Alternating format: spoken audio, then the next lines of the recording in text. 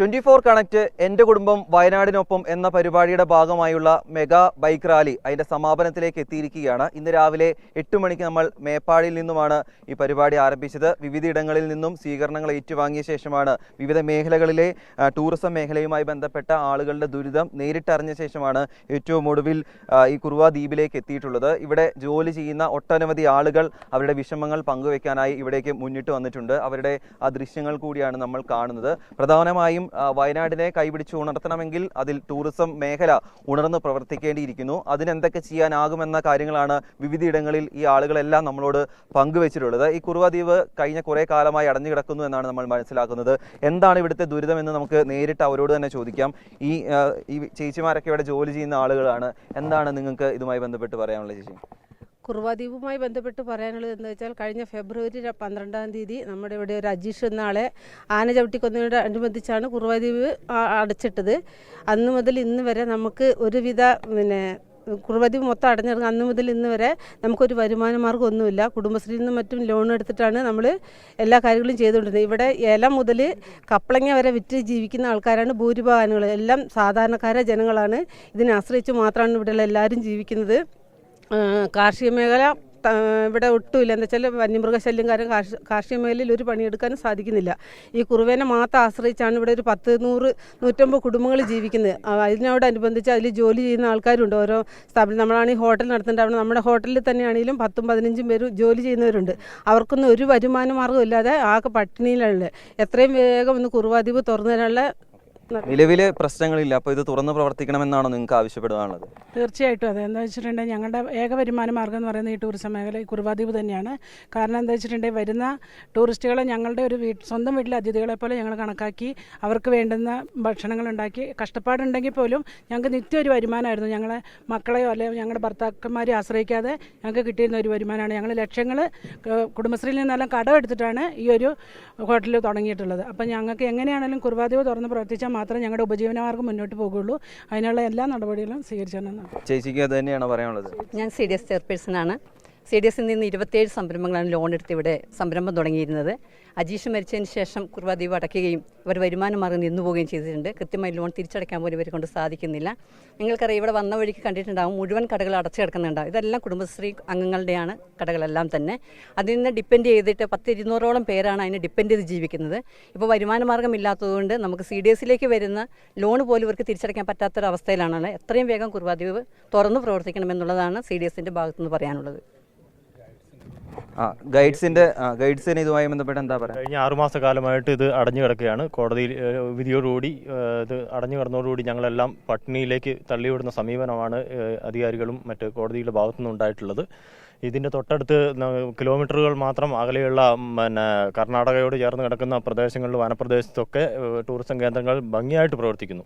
പക്ഷേ ഞങ്ങൾ കേരളത്തിൽ ജനിച്ചതുകൊണ്ടാണോ അല്ലെങ്കിൽ ഈ വയനാട്ടിൽ ജനിച്ചതുകൊണ്ടാണോ ഇത്തരം ഒരു നിയമ സംവിധാനം ഞങ്ങളെ മാത്രം അടിച്ചേൽപ്പിക്കുന്നത് എന്നുള്ളതാണ്. ഞങ്ങളെല്ലാവരും ഈ നിൽക്കുന്ന 30ഓളം കുടുംബങ്ങൾ ആദിവാസി വിഭാഗത്തിൽപ്പെടുന്ന ആളുകളാണ് ജീവനക്കാരായിട്ട് അവിടെ ഉള്ളത്. ഈ ആദിവാസികളെ നാളെ ഒരു ദിവസം പണിയില്ല എന്നുള്ള ഒരൊറ്റ ഓർഡറിൽ ഞങ്ങളെ വീട്ടിൽ പറഞ്ഞു വിടുകയും ഞങ്ങളെ എന്താണ് ചെയ്യേണ്ടതെന്ന് പോലും ഈ കോടതിക്ക് എന്നാൽ ഒരു വരിയെങ്കിലും ഈ ജീവനക്കാരെ സംരക്ഷിക്കണമെന്ന ഒരു വരിയെങ്കിലും ആ ഓർഡറിലൊന്ന് എഴുതി ചേർക്കുകയായിരുന്നെങ്കിൽ ഞങ്ങൾ ഈ ഒരു കഷ്ടപ്പാട് അനുഭവിക്കേണ്ടി വരില്ല. ഈ പ്രദേശത്തുള്ളവരെല്ലാം ഈ കുറുവ ദ്വീപ് അടച്ച് കിടക്കുന്നതുകൊണ്ട് വളരെ കഷ്ടപ്പെട്ടാണ്. നിങ്ങൾ തന്നെ ഈ അടുത്ത ഈ സ്ഥിതി നിലനിന്ന് പോവുകയാണെങ്കിൽ ഞങ്ങളെല്ലാം ഓരോരുത്തരുടെ ആത്മഹത്യാ റിപ്പോർട്ടുകൾ നിങ്ങൾ മാധ്യമങ്ങൾ തന്നെ റിപ്പോർട്ട് ചെയ്യേണ്ട അവസ്ഥയിലേക്കാണ് കാര്യങ്ങൾ എത്തുന്നത്.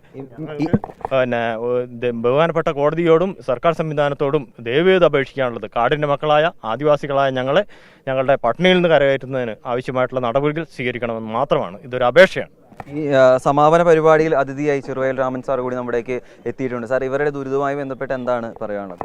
അല്ല, നമുക്ക് പറയാനുള്ളത് നമുക്ക് വയനാടിൻ്റെ വികസനം എന്ന് പറയുന്നത് ടൂറിസമാണ്, അതിന് തർക്കമില്ല. കാരണം ഈ ഉത്തരവാദിത്ത ടൂറിസത്തിൻ്റെ ഒരു അംബാസഡർ എന്ന നിലയ്ക്ക് അതുമുണ്ട്. പിന്നെ മാത്രമല്ല എല്ലാ രംഗത്തും ഈ 24 ചാനൽ ഓടിയെത്തുന്നുണ്ട്. എല്ലാ ഭാഗങ്ങളിൽ എത്തുകയും ഒപ്പം തന്നെ ജനങ്ങളിലേക്ക് അതിനെ കൊണ്ടുവരാൻ അശ്രാന്ത പരിശ്രമം നടത്തുന്ന ഒരു ചാനലാണ് 24. കാരണം അത് പറയാൻ കാരണം എനിക്ക് പത്മശ്രീ അവാർഡ് കിട്ടിയപ്പോൾ അന്നേരം ഓടിയെത്തിയത് 24 ആണ്. ഫസ്റ്റിൽ അവരെ വന്നതിൻ്റെ ശേഷമാണ് ഇൻ്റർവ്യൂ എടുത്തതിന് ശേഷമാണ് മറ്റുള്ള ചാനലുകാർ വന്നിട്ടുള്ളത്. അപ്പോൾ എനിക്ക് തീർച്ചയായും നമുക്കറിയാം ലോകത്തെ എന്ത് വിഷയങ്ങളുണ്ടെങ്കിലും പത്രങ്ങളും ചാനലാണ് ജനങ്ങൾ അറിയിക്കുന്നത്. അത് സത്യസന്ധമായി ആയിരിക്കണം എന്നുകൂടി ഞാൻ ഈ അവസരത്തിൽ ഓർമ്മപ്പെടുത്തുന്നു. ഇവരുടെ ദുരിതം ഈ സർക്കാരിൻ്റെ പറയാം. അതായത് അപ്പം അങ്ങനെ ഉണ്ടാവുമ്പോൾ തീർച്ചയായും ഈ കുറുവാ ദ്വീപിലുള്ള ആളുകൾ നമുക്കറിയാം ഇവിടെ ഒന്നും കാണാനില്ല. ഞാനിവിടെ ഒന്ന് ചോദിച്ചു എന്തൊക്കെയാണ് ഇവിടുത്തെ സ്ഥിതി എന്ന് ചോദിച്ചു. നോക്കുമ്പം ഇവിടെ വരുമാന മാർഗ്ഗം ഒന്നും തന്നെയില്ല. കാരണം കൃഷിപരമായിട്ട് ഒന്നും തന്നെ ഇവിടെ വരുമാനമില്ല. ഒരു കപ്പയില്ല, ചേനയില്ല, ചേമ്പില്ല, ഒന്നുമില്ല. സാധാരണ വയനാട്ടുകാരധികം കപ്പയും ചേനയും ചേമ്പും അത് ജീവിക്കുന്നത്. അതുപോലും ഇവിടെ ചെയ്യാൻ പറ്റാത്തൊരവസ്ഥയാണ് മൃഗങ്ങളുടെ ശല്യം. മാത്രമല്ല ഈ മൃഗങ്ങളെ നിർത്തണമെന്നും അതിനെ എങ്ങനെ നിർത്താൻ സാധിക്കുമെന്നും കൂടി ഞാൻ കൃഷി വകുപ്പ് മന്ത്രിയും അതുപോലെ തന്നെ വനംവകുപ്പ് മന്ത്രിയുടെ ശ്രദ്ധയിൽ ഇത് കൊണ്ടുവന്നിട്ടുമുണ്ട്. നമുക്ക് ചർച്ച ചെയ്യാം, നമുക്കൊരു കൂടിയാലോചന നടത്താം, ഒരു വട്ടമേശ സമ്മേളനം നടത്താം. ഇതിനെ എങ്ങനെ നിലനിർത്തണമെന്ന് ചില ഐഡിയ, ചില നിർദ്ദേശങ്ങൾ എനിക്ക് വെക്കാനുണ്ട് എന്ന് പറഞ്ഞിട്ട് അവർ ചെവിക്കൊണ്ടില്ല. അതിലൊക്കെ എനിക്ക് ദുഃഖമുണ്ട്. അപ്പോൾ തീർച്ചയായും നമുക്കറിയാം ഈ ദുർഗാദി സ്ഥലം, അതായത് എനിക്കറിയാം ഇവിടെ ഞാൻ എത്രയോ കളിച്ച് നടന്ന സ്ഥലമാണ് ഇത്. എനിക്ക് നന്നായിട്ട് വ്യക്തമായിട്ട് അറിയാം. മാത്രമല്ല ഓരോ പ്രദേശത്തും വയനാടിൻ്റെ ഓരോ മുക്കിലും മൂലയിലും ദാരിദ്ര്യം കൊണ്ട് കഷ്ടപ്പെടുന്ന ആളുകളുമുണ്ട്, സാമ്പത്തികമായി ഉയരുന്ന ആളുകളുമുണ്ട്. അപ്പോൾ അതിൻ്റെ ഒരു എന്താ പറയുക സാമ്പത്തികമായി തകർന്നൊരു പ്രദേശമാണ് കുറുവാ ദ്വീപ് എന്നുള്ളത് ആർക്കും പകൽ വെളിച്ചം പോലെ കാണാം. കാരണം ഇവിടെ ഒരു വരുമാനം കാണുന്നില്ല ടൂറിസം അല്ലാതെ. ആ ടൂറിസത്തിനെ അവർ തച്ചി അടച്ചു കഴിഞ്ഞാൽ അതിലുള്ള ആളുകളുടെ ജീവിക്കാനുള്ള മാർഗം ഒന്നും തന്നെ ബുദ്ധിമുട്ടാണ്. കാരണം എൻ്റെ അടുത്ത് ഒത്തിരി ആളുകൾ, എൻ്റെ വീട് എപ്പോഴും ആളുകൾ വരാറുണ്ട്. അപ്പോൾ അവരാദ്യമായി ചോദിക്കുന്നത് കുറുവാ ദ്വീപ് എവിടെയാണ്, കുറുവാ ദ്വീപിൽ എവിടെയാണ്, എന്താണ് രാമചന്ദ്രൻ അവിടെ കാണാനുള്ളത്, എന്താണ് അവിടെ പഠിക്കാനുള്ളത്. ഞാൻ നിങ്ങളൊന്ന് ചെന്ന് നോക്കൂ, ഒന്നാലും അവിടെ കാണാം എന്തൊക്കെയാണെന്നുള്ളത്. ആ പ്രകൃതി ഭംഗി കാണാൻ വളരെ ഗുണമാണ്. ആ പ്രകൃതി സൗന്ദര്യങ്ങളൊന്ന് കണ്ട് ആസ്വദിക്കൂ. വയനാടിൻ്റെ മിടുപ്പ് എങ്ങനെയാണെന്ന് അവിടെ വെച്ച് കാണാനും സാധിക്കും എന്ന് ഞാൻ കുറേ ആളുകളെ ഇങ്ങോട്ട് ട്രാൻസ്ലേറ്റ് ചെയ്തിട്ട് അവരെ വിടാറുമുണ്ട്. അപ്പം അങ്ങനെയുള്ളവരുടെ പ്രദേശമാണ്. തീർച്ചയായും നമുക്ക് ഇവിടുത്തെ ഇപ്പോൾ നമ്മളവർ പറഞ്ഞു കഴിഞ്ഞ് കുടുംബശ്രീ ലോണൊക്കെ എടുത്തിട്ടാണ് അവർ സംരംഭം തുടങ്ങിയിട്ടുള്ളത്. അതങ്ങ് പൂട്ടിക്കഴിഞ്ഞാൽ ഇത് ലോണ് ബാങ്കിലേക്ക് തിരിച്ചടക്കണ്ടേ, അതിനൊരു കിഴിവിൽ എന്ത് ചെയ്യാൻ പറ്റും? അപ്പം അതൊക്കെ നമ്മുടെ ഗവൺമെൻറ്റിൻ്റെയും കോടതിയുടെയും ഞാൻ നേരത്തെ ഒരാൾ പറഞ്ഞു എന്തുകൊണ്ട് ഒരു വരി അതിൽ എഴുതി ചേർത്തില്ല. വേണ്ടതാണ്, അവരെ സംരക്ഷിക്കാൻ കോടതിക്ക് പറയാമല്ലോ. അവർക്ക് ഒന്നുകിൽ അവരുടെ കാശിൻ്റെ പകുതിയെങ്കിലും വെച്ച് കൊടുക്കണം, കൂലിയുടെ പകുതിയെങ്കിലും വെച്ച് കൊടുക്കണം എന്നെങ്കിലും പറയാമായിരുന്നു. പക്ഷെ അതൊന്നും പറഞ്ഞില്ല.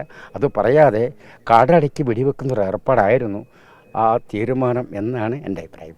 അതിൽ പാവപ്പെട്ടവരും ചെറിയവനും വലിയവനും ഒരുപോലെ പട്ടിണിയിലേക്കാക്കി. അങ്ങനെ ചെയ്യാൻ പാടില്ല. ഈ മെഗാ ബൈക്ക് റാലിക്ക് നമുക്ക് പൂർണ്ണ പിന്തുണയുമായി നമുക്ക് ഒരു നിർദ്ദേശവുമായി നമ്മുടെ കൂടെ സുബൈറൊക്കെയായിരുന്നു ഉണ്ടായിരുന്നത്. അതിൽ ഇത്രയും നൂറുകണക്കിന് ആളുകൾ വിവിധയിടങ്ങളിൽ അവരുടെ പ്രശ്നങ്ങൾ പങ്കുവയ്ക്കാൻ ഉണ്ടായിരുന്നു. എല്ലാ മേഖലയും ഈ ടൂറിസം മേഖലയുമായി ബന്ധപ്പെട്ട് നിരവധി പ്രശ്നങ്ങൾ ആളുകൾ നമ്മളോട് പങ്കുവച്ചിട്ടുണ്ട്. അതിനെല്ലാം ഒരു പരിധിവരെ കാരണക്കാരായത് സുബൈറൊക്കെയാണ്. ഈ വയനാട് ഇനി പുനർജീവിക്കണമെങ്കിൽ ടൂറിസം ഉണരണം. അതിലെന്തൊക്കെയാണ് നിലവിൽ? തീർച്ചയായും നമ്മളിത് കണ്ടു കഴിഞ്ഞതാണല്ലോ. കഴിഞ്ഞ കുറേ ദിവസങ്ങളിലായിട്ട് ഈ അതിജീവനത്തിൻ്റെ പാതയിലേക്ക് മാറിയിരിക്കുകയാണ്. അതിജീവനം എന്ന് പറയുന്നത് കാർഷിക മേഖലയെക്കുറിച്ച് കാർഷിക രംഗത്തുള്ള ആളുകൾ വരെ പറഞ്ഞു. രാമേട്ടൻ ഉൾപ്പെടെയുള്ള ആളുകൾ, അദ്ദേഹം അറിയപ്പെടുന്ന ഒരു കർഷകനാണ്. അദ്ദേഹം പറഞ്ഞു ഈ ടൂറിസത്തിൻ്റെ പ്രാധാന്യത്തെക്കുറിച്ച്. അദ്ദേഹം ഒരു റെസ്പോൺസിബിൾ ടൂറിസത്തിൻ്റെ നമ്മുടെ ബ്രാൻഡ് അംബാസഡർ കൂടിയാണ്. അപ്പോൾ റെസ്പോൺസിബിൾ ടൂറിസം എല്ലാം നമ്മൾ പ്രൊമോട്ട് ചെയ്യുന്നത് വയനാടിൻ്റെ പ്രത്യേക സാഹചര്യത്തിൽ ഇത്തരം കാര്യങ്ങൾ വെച്ചുകൊണ്ടാണ് നമ്മൾ പോകുന്നത്. ടൂറിസം മുന്നോട്ട് വരണമെങ്കിൽ ഇതൊരു ജനകീയമായിട്ടുള്ള ആളുകളുടെ ആവശ്യമാണ്. ഒരു പാർശ്വവൽക്കരിക്കപ്പെട്ട കുറച്ച് ആളുകൾ മാത്രമായിട്ട് പറയുന്നുണ്ട് ഇതൊരു ടൂറിസം, അല്ലെങ്കിൽ ഞാൻ ആ വേർഡ് പറയുന്നത് ശരിയാണോ എനിക്കല്ല, ടൂറിസം മാഫിയ എന്ന് പറഞ്ഞ ഒരു വിഭാഗം, വളരെ ന്യൂനപക്ഷമുള്ള ഒരാളുകൾ ഇതിനെ മാറ്റി നിർത്തപ്പെടുകയാണ്. അപ്പോൾ സ്വാഭാവികമായിട്ടും ഇത്തരത്തിലുള്ള സാധാരണക്കാരൻ്റെ പ്രശ്നങ്ങൾ എവിടെയും എത്തുന്നില്ല. ഇപ്പോൾ തന്നെ ഈ യാത്രയിലുടനീളം നമ്മൾ കണ്ടതാണ്. ഈ യാത്രയിലുടനീളം എല്ലാവരും പറഞ്ഞത് അവരുടെ കഷ്ടപ്പാടിൻ്റെ പ്രയാസങ്ങളാണ്. ഇപ്പോൾ ഇവിടെ VSSൽ ജോലി ചെയ്യുന്ന ഒരാൾ പറയുന്നത് ഒരു പക്ഷേ നിങ്ങൾക്ക് മാധ്യമങ്ങളിലൂടെ ഞങ്ങളുടെ ആത്മഹത്യ റിപ്പോർട്ടുകൾ, കാരണം അത്രയും മനസ്സിൻ്റെ ഉള്ളിൽ നിന്നാണ് വരുന്നത്. അതിനെ ഡിപ്പെൻഡ് ചെയ്യുന്ന അത്രയധികം ആളുകളുണ്ട്. ഇപ്പോൾ സ്വാഭാവികമായിട്ടും ഉരുൾപൊട്ടലിൻ്റെ പശ്ചാത്തലത്തിൽ കുറച്ച് സ്ഥലങ്ങൾ അടച്ചെങ്കിലും അതെല്ലാം തുറന്ന് പ്രവർത്തിക്കാൻ തുടങ്ങി. എന്നിരുന്നാൽ പോലും കഴിഞ്ഞ കുറേ അകാരണമായിട്ട് നമ്മുടെ ടൂറിസം കേന്ദ്രങ്ങൾ, എക്കോ ടൂറിസം കേന്ദ്രങ്ങൾ അടച്ചിട്ടിരിക്കുകയാണ്. അതിൻ്റെ പിന്നിൽ ചില ആളുകൾ പ്രവർത്തിക്കുന്നുണ്ട് ഞങ്ങൾ ബലമായി സംശയിക്കുകയാണ്. കാരണം ഇതിൻ്റെ തൊട്ടടുത്ത് കിടക്കുന്ന ഇതുപോലുള്ള എക്കോ ടൂറിസം കേന്ദ്രങ്ങൾ, കർണാടകയുടെ നാഗർഹോളയും ബന്ദിപ്പൂർ വൈൽഡ് ലൈഫ് സാങ്ച്വറി, അതുപോലെ തന്നെ നമ്മുടെ Mudumalai wildlife sanctuary, Kabini, ഇതെല്ലാം തുറന്ന് പ്രവർത്തിക്കുകയാണ്. ഇതേ സമയം ഒരു പുഴയുടെ അപ്പുറം അല്ലെങ്കിൽ ഒരു വരമ്പിന് അപ്പുറമുള്ള സ്ഥലത്ത് ഇപ്പുറത്തേക്ക് ആളുകൾക്ക് പ്രവേശനം നിഷേധിച്ചിരിക്കുകയാണ്. അതോടൊപ്പം തന്നെ കേരളത്തിലെ മറ്റു ടൂറിസം കേന്ദ്രങ്ങൾ, എക്കോ ടൂറിസം കേന്ദ്രങ്ങളെല്ലാം തുറന്ന് പ്രവർത്തിക്കുന്ന സമയത്താണ് ഈ ദുരിതത്തിലായ ആളുകളെ കരകയറ്റാനുള്ള ഒരു ഉപജീവന മാർഗ്ഗമാണ്. വയനാട് മൊത്തത്തിലും തകർന്നു എന്ന ഒരു നിലപാടിൽ നിന്നും മാറണം. കാരണം ഇപ്പം ഞങ്ങളെല്ലാം അനുഭവിക്കുന്ന ഏറ്റവും വലിയ പ്രയാസം എന്ന് പറയുന്നത് വയനാട് ഉരുൾപൊട്ടൽ എന്ന് പറഞ്ഞതിൻ്റെ അടിസ്ഥാനത്തിൽ ആളുകൾ വരാൻ വേണ്ടി മടിക്കുകയാണ്. ആ സാഹചര്യം മാറണം. നമ്മൾ ആ ദുരന്തത്തിൽപ്പെട്ട ആളുകളോട് മുഴുവൻ നമ്മൾ അവരോട് സഹതപിക്കുന്നുണ്ടെങ്കിലും തീർച്ചയായും ഇനി അതിജീവനമാണ്. മുണ്ടക്കയിലെ ഒരു 3 വാർഡുകളിൽ മാത്രമാണ് ഇത് ബാധിച്ചിരിക്കുന്നത്. ബാക്കി സ്ഥലങ്ങളെല്ലാം സുരക്ഷിതമാണ്. ആളുകൾക്ക് ഇവിടെ വരാം. ഹോസ്പിറ്റാലിറ്റി ഇൻഡസ്ട്രിയിലെ ആളുകൾ അവരെ സ്വീകരിക്കാൻ തയ്യാറാണ്. അപ്പോൾ ആ ആളുകൾക്ക് കൂടെ അവിടെ വരാനും അവർക്ക് ഈ വയനാട് എൻജോയ് ചെയ്യാനും അതുവഴി വയനാട്ടിലെ ഈ പാവപ്പെട്ട കുറേ ആളുകളെ ഉപജീവനം നമുക്ക് മുന്നോട്ട് കൊണ്ടുപോകണം. അതിന് ടൂറിസം തന്നെയാണ് ഞങ്ങൾ മുന്നോട്ട് വെക്കുന്ന ഒരു നിർദ്ദേശം. നമുക്ക് അത് തന്നെയാണുള്ളത്. അത് സർക്കാർ ഏറ്റെടുത്തിട്ടുണ്ട്. പക്ഷേ ഞങ്ങൾക്ക് പറയാനുള്ളത് അത് ത്വരിതഗതിയിൽ നടപ്പിലാക്കണം. പ്രത്യേകിച്ച് ഈ പറയുന്ന ആളുകളുടെ ഈ കുറുവാദ്വീപ് ഉൾപ്പെടെയുള്ള ടൂറിസം കേന്ദ്രങ്ങൾ, എക്കോ ടൂറിസം കേന്ദ്രങ്ങൾ കോടതിയുടെ നടപടി എന്ന് പറഞ്ഞുകൊണ്ട് നീട്ടി കൊണ്ടുപോയാണ്. സർക്കാർ ഇടപെടൽ, ജനപ്രതിനിധികളുടെ ഇടപെടൽ തീർച്ചയായും ആ രംഗത്ത് വേണം.